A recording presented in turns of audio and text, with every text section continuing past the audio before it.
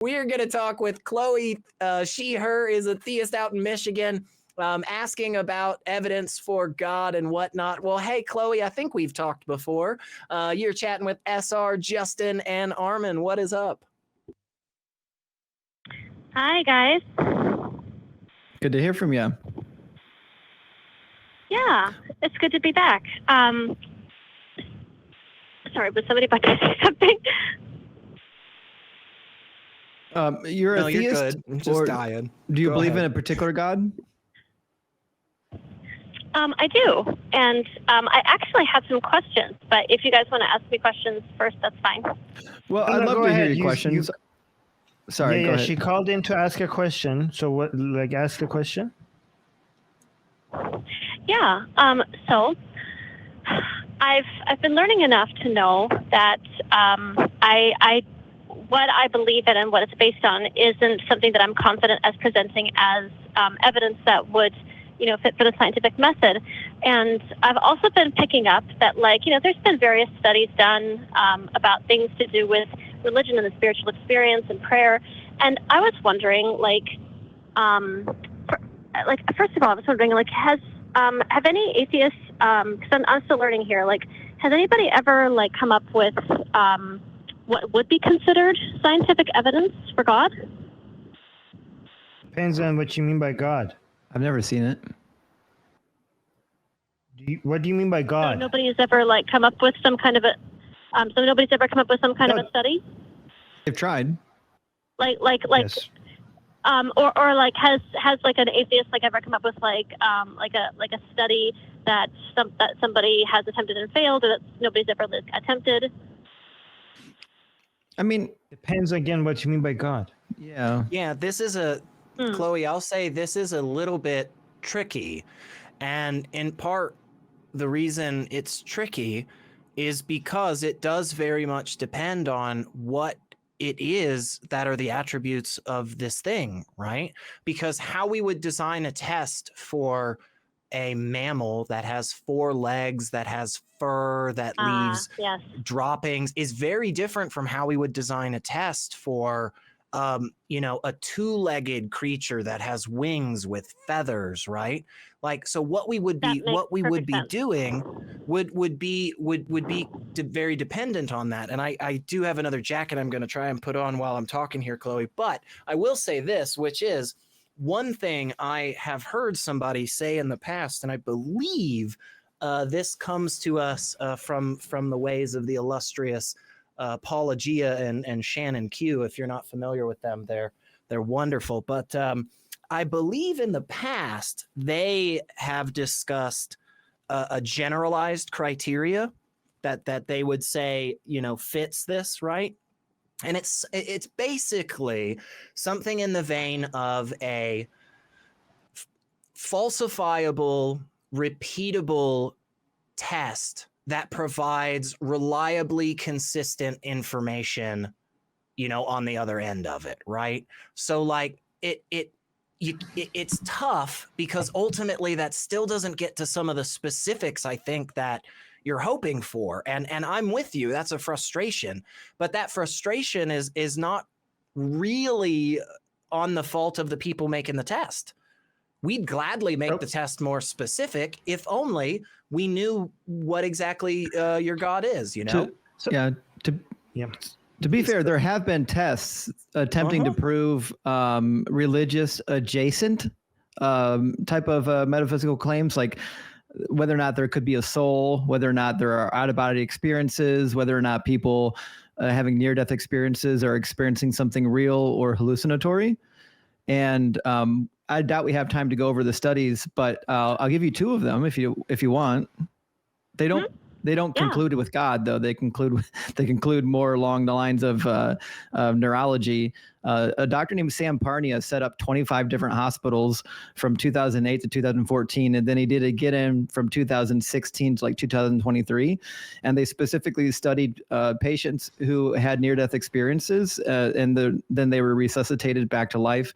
Most of them were cardiac arrest patients, and they retrofitted these hospital rooms with items that they could only see if they had an out-of-body experience. And then when people had out-of-body reports, they quiz them to see if they were able to observe anything that could confirm the out-of-body experience, and it didn't work. The two projects that he led is the AWARE project and the AWARE project number 2, and both of them conclude that people reporting out-of-body experiences during near-death experiences aren't actually having them. And then there have been other studies as well. You can read a summary of one on PubMed.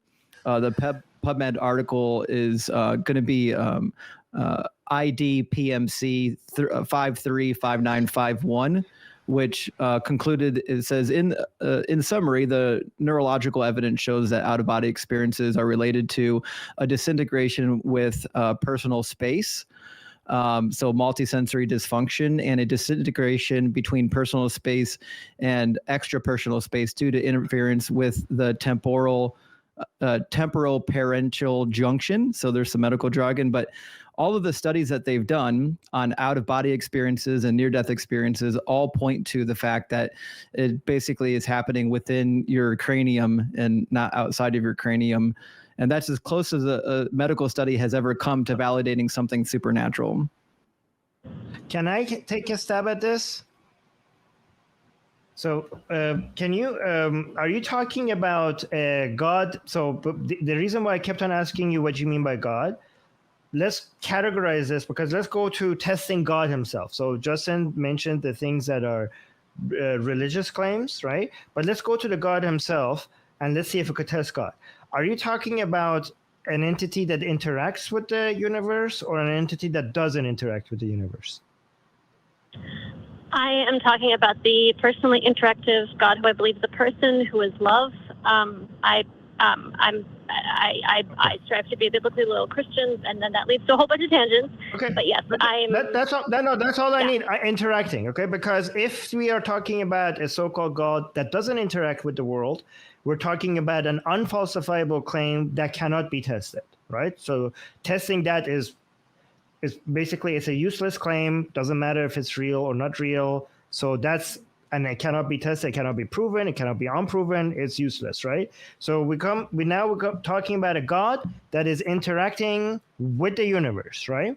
So how do we test such a God? Usually when we want to test things, it's because we have an environment, we have a controlled environment where we get to pull the lever and see what happens, right? Now you're talking about an entity that we don't have any control over. It's doing its own things, and it's supposed to have some effect on our universe, right?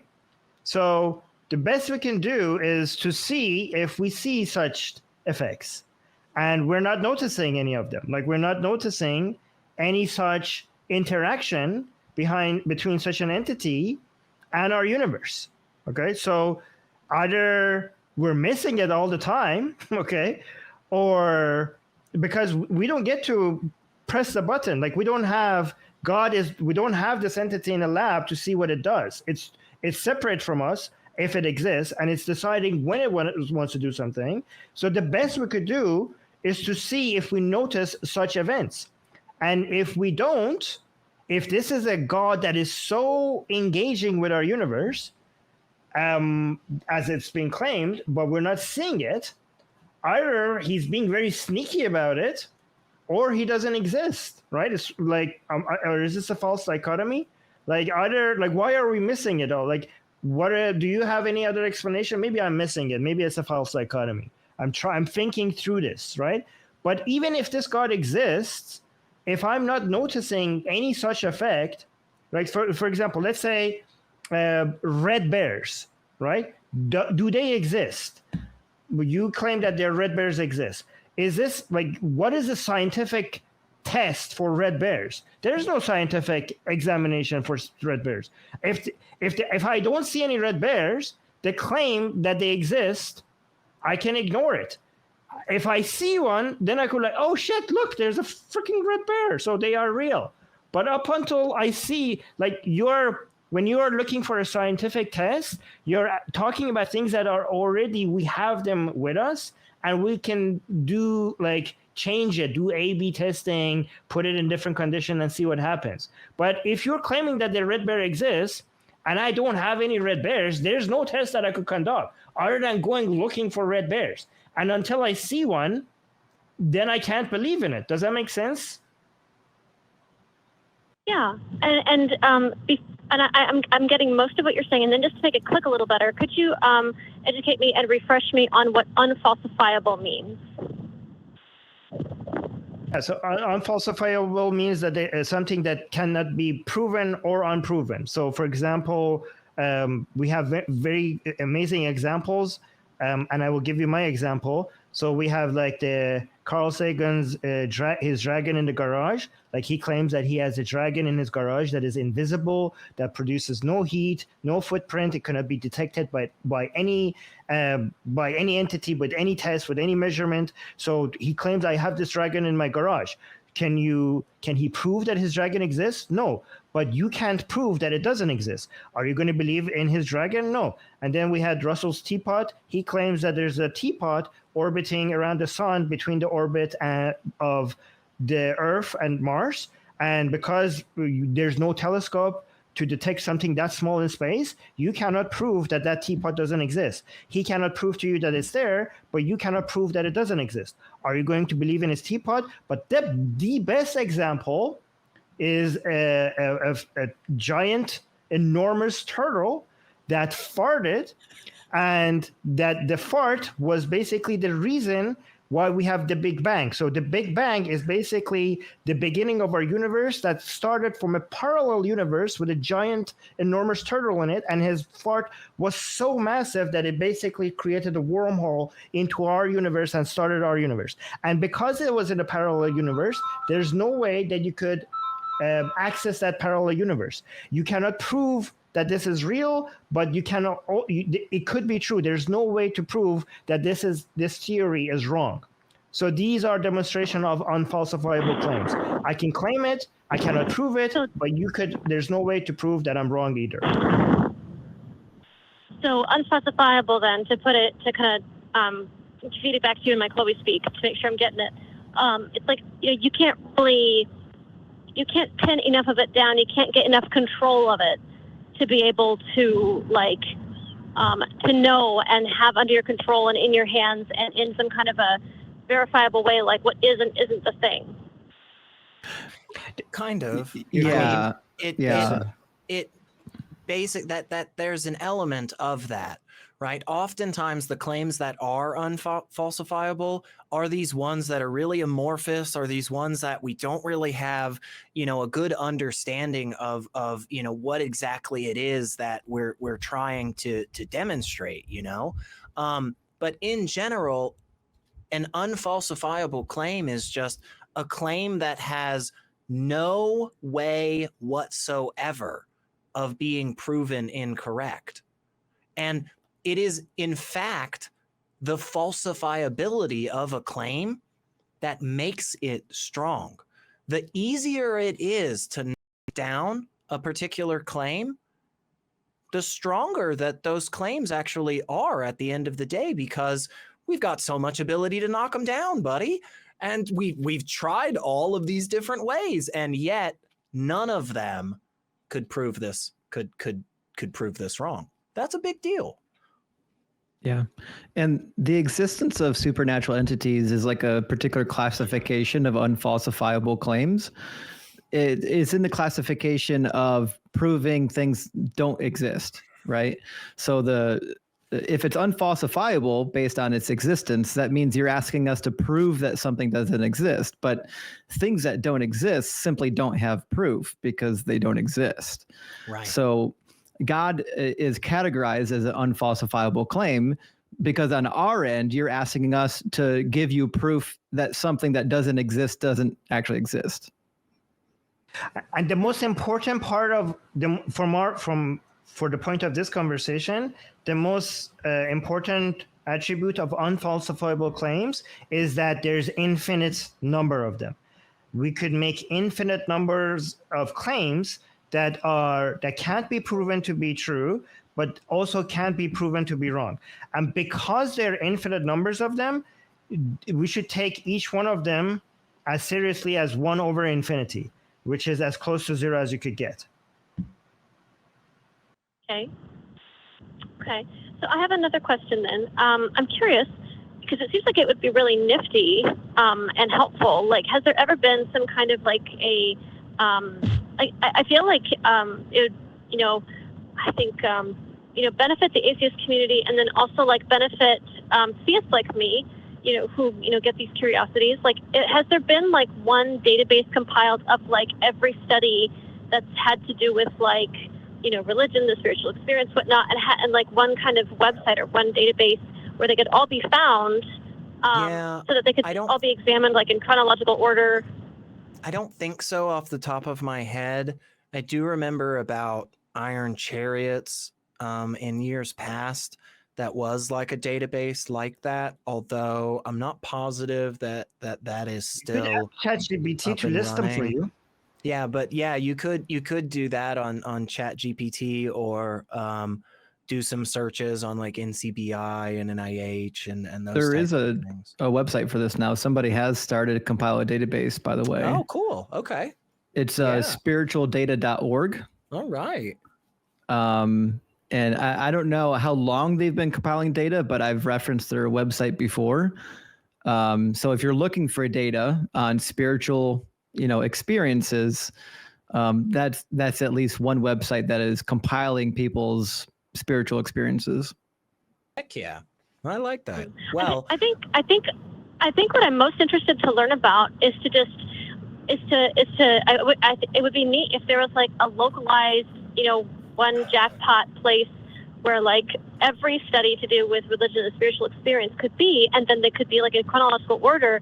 If somebody like me just wanted to like look at all the different experiments that have been done, she's kind of get a feel for that, not just about like the data. What's wrong with asking like, ChatGPT? Armin is a big fan of utilizing ChatGPT. No, I don't think there's perplexity. I don't know. I think that I think that what you're asking for is something that would be really cool. And this is why I'll just say, Chloe, even though I know you are a theist, I know you're a believer, and we're not, but I'll just say this is why I think we should normalize atheism more, and we should all be on the same side of that. Because the reason why, in part, we don't have a database like that already is because it hasn't been okay to be an atheist for a long time. Like it wasn't that long ago. A lot of us were in the we would have been rounded up. There are places still today that is the case, right? But I think overall, though, I think we all kind of are on the same page in terms of like, it'd be great if we had all of this data really easily at hand. Again, Armin's going to yell about using ChatGPT and how great it is and how let me tell you why. Let me tell you why it's better. Let me tell you why it's better than a database, because you can interact with it. So you could ask to list it for you, and you're like, I don't understand this one. Can you explain this one to me? And like, you can't do that with a database. So this is actually a perfect solution. I don't know why you guys are dismissing it. Whatever. Look, Chloe, thank you so much for hanging out with us.